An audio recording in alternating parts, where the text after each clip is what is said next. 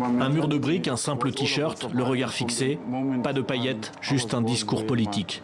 Nous avons l'impression que notre vie ne compte pas, et tant que notre vie ne compte pas, aucune vie ne compte. Nous sommes tous importants. Les vies de Noirs comptent vraiment. Qui est Siya Kolisi? Plus un anonyme du ghetto de Soweto en tout cas. Un homme de 29 ans, une star du rugby, le capitaine de l'équipe sud-africaine championne du monde. Pour la première fois, un noir au capitanat.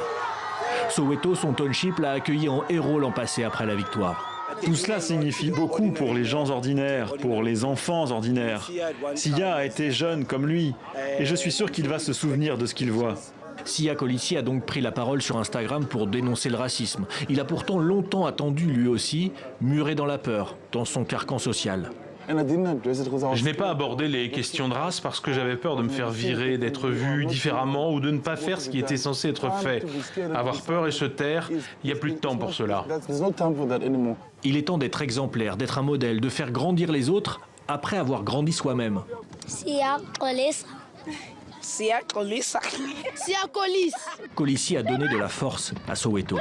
Même si vous êtes noir, jeune, de n'importe quelle race, n'importe quel sexe, vous pouvez devenir capitaine.